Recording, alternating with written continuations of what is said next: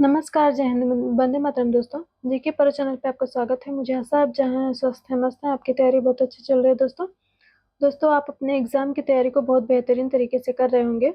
तो मेरे हिसाब से एक आसान ट्रिक है, अगर आपको सीटेट को क्वालीफाई अच्छे नंबर से करना है तो पहला है कि आप किसी बच्चे के व्यवहार को बहुत नज़दीकी से, बहुत बारीकियों से देखेंगे, तो आपको हेल्प मिलेगी, बहुत हेल्प मिलेगी।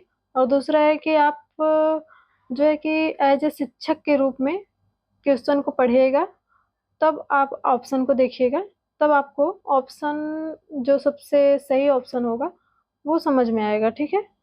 और कभी भी ऑप्शन को सकारात्मक रूप से देख के तब क्लियर करिएगा, ठीक है?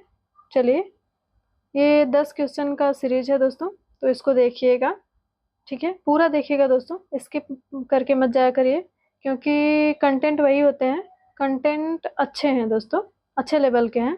आप पूरा अगर देखेंगे तो आपको खुद अंदाज़ा लग जाएगा। तो चलिए पहला क्वेश्चन देखते हैं दोस्तों। पहला क्वेश्चन क्या है? निम्नलिखित में से किस अवस्था में बच्चे अपने साथियों के समूह के सक्रिय सदस्य बन जाते हैं? तो दोस्तों, समूह में रहना बच्चा बाल्यावस्था में ही सीख लेता है, लेकिन यहाँ सक्रियता की बात की गई है कि बच्चा समूह में सक्रिय सदस्य बन जाता है, तो इसका सबसे राइट आंसर हो जाएगा किशोरावस्था। बाल्यावस्था में भी बच्चे समूह में मतलब पहुंच जाते हैं, समूह में रहने लगते हैं, लेकिन उसमें सक्रियता नहीं होती है, इसलिए बाल्यावस्था इसका राइट आंसर नहीं होगा। इसका राइट आंसर किशोरावस्था होगा। और प्रारंभिक बचपन नहीं है, बच्चा बचपन में रहता है, छोटा रहता है, तभी साथ में भी खेलता है और अकेले भी खेलता है, तो उसमें ऐसा सक्रियता की कोई बात होती नहीं है, इसलिए पहला इज़ द राइट ऑप्शन, ठीक है? मुझे आशा है कि ये पहला क्वेश्चन आपको बहुत अच्छे से समझ में आ गया होगा। चलिए अगला क्वेश्चन देखते हैं, ठीक है? दूसरा क्वेश्चन है दोस्तों, किशोरावस्था के संबंध में कौन-सा कथन सबसे उपयुक्त है? तो यहाँ उपयुक्त की बात की है दोस्तों, तो इसका मतलब लगभग-लगभग सभी सही होंगे और सबसे उपयुक्त पूछ रहा है, तो देखेंगे हम लोग, ठीक है? पहला है भावनात्मक उथल-पुथल की घटनाओं में वृद्धि, दूसरा है पढ़ाई के प्रति लापरवाह, हाँ, होते हैं बच्चे, जैसे होता है ना किशोरावस्था में कोई-कोई बच्चे बहुत पढ़ाई के प्रति लापरवाह भी हो जाते हैं और कोई-कोई बच्चे बहुत ध्यान भी लगा देते हैं, क्योंकि अगर उनको अपने भविष्य के, अपने करियर की चिंता होती है, वे बच्चे ऐसे बहुत मन लगा देते हैं पढ़ने के लिए, ठीक है? और तीसरा है कि ठोस कार्यों में सोच प्रतिबिंबित होने लगती है और इंटेलिजेंस कोटियंस में अचानक वृद्धि होती है, तो इसका सबसे राइट आंसर हो जाएगा दोस्तों पहला, ठीक है? आपने स्टेनले हाल महोदय का कोटेशन सुना भी होगा कि किशोरावस्था संघर्ष एवं तनाव तूफान की अवस्था है। तो उसमें भावनात्मक उथल-पुथल होती है अनेक प्रकार की, कभी बच्चा कुछ बनने की सोचता है, तो कभी कुछ बनने की सोचता है, तो उसके दिमाग में अनेक प्रकार के विविधताएँ चलती रहती हैं भावनात्मक रूप से, तो इसलिए सबसे सबसे सबको समाहित कर लेता है ये ऑप्शन, इसलिए यही राइट ऑप्शन है, ठीक है? चलिए तीसरा तीसरा क्वेश्चन देखते हैं दोस्तों। तीसरा क्वेश्चन है, बच्चे का विकास परिणाम है, किसका परिणाम है दोस्तों? वो देख लेते हैं। तो फर्स्ट ऑप्शन है पालन-पोषण का, हाँ, पालन-पोषण होता है, ठीक है? पालन-पोषण मायने रखता है।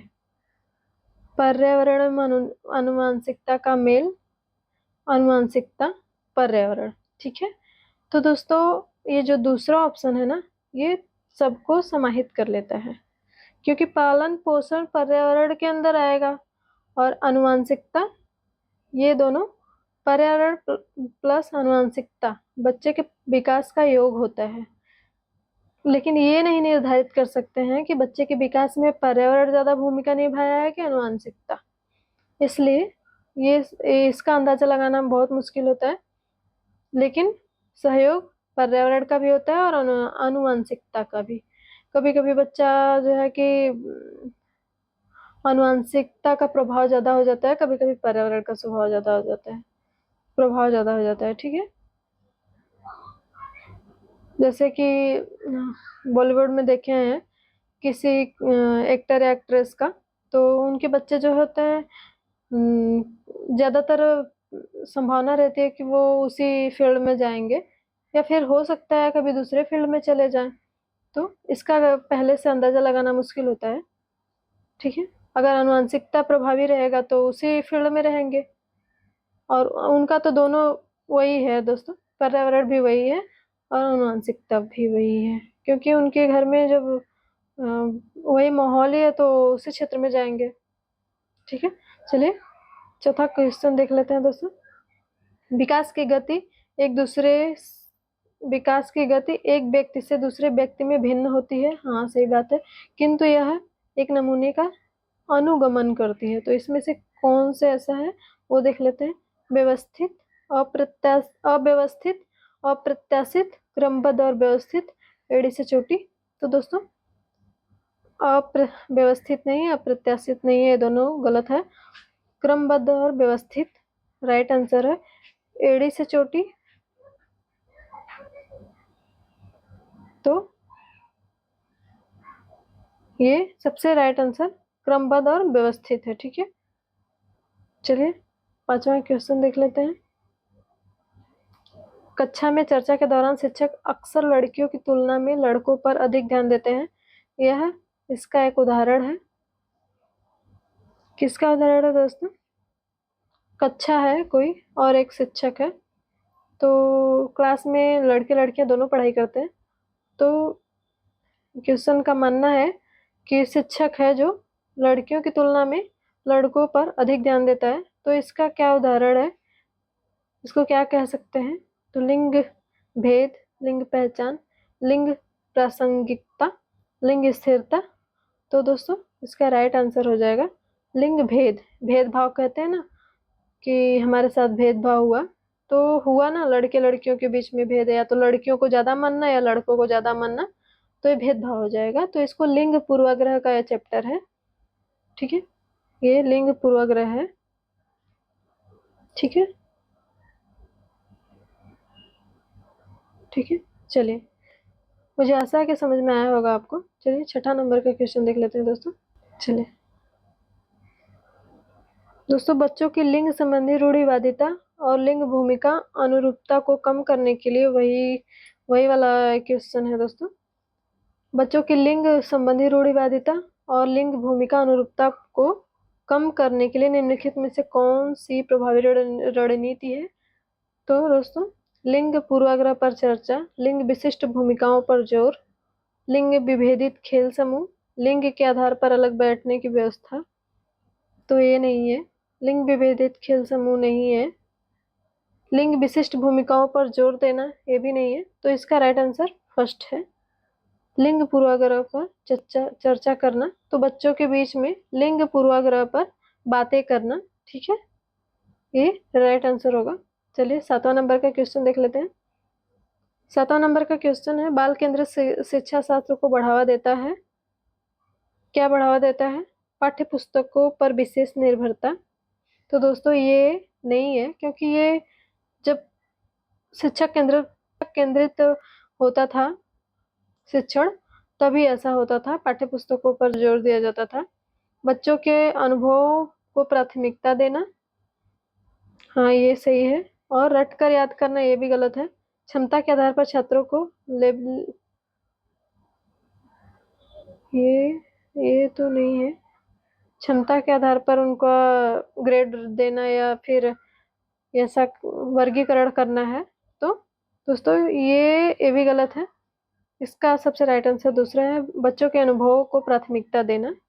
बाल केंद्रित शिक्षा का मतलब होता है कि बच्चों के मन में क्या चल रहा है, उनकी क्या जिज्ञासा है, उसको शांत करना। और ठीक है, ये चीज होता है, उनके अनुभव को साझा करना। तो इसका राइट आंसर दूसरा हो जाएगा। चलिए अगला क्वेश्चन देखते हैं। जिग्सा पहेली पर काम करते समय 5 साल की नजीमा खुद से कहती है। तो दोस्तों एक बच्ची है 5 साल की, वो खुद से बातें कर कर अपने काम को निर्देशित करती है, अपने कार्य को एक दिशा देती है कि किस प्रकार से मुझे अपने काम को करना है। तो वही प्रश्न है दोस्तों। जिग्सा पहेली पर काम करते समय 5 साल की नजीमा खुद से कहती है, नीला टुकड़ा कहाँ है? नहीं, यह नहीं, गहरा वाला जो यहाँ आएगा यह जूता बनेगा। ठीक है, इस तरह की बातचीत को वाइगोत्स्की ने किस प्रकार संदर्भित किया है उन्होंने। तो वाइगोत्स्की का कहना है कि बच्चे खुद से बातें करके निजी भाषा का प्रयोग करके अपने कार्य को एक दिशा देते हैं। ठीक है, तो ये है निजी भाषा। ठीक है, ये जोर से बोलना नहीं है, अहंकारी भाषण नहीं है, तो ये मचान नहीं है। ठीक है, ये है खुद से निजी भाषा। ठीक है, चलिए नए नंबर का क्वेश्चन है दोस्तों। बच्चों को संकेत देना, आवश्यकता पड़ने पर सहायता प्रदान करना इसका उदाहरण है।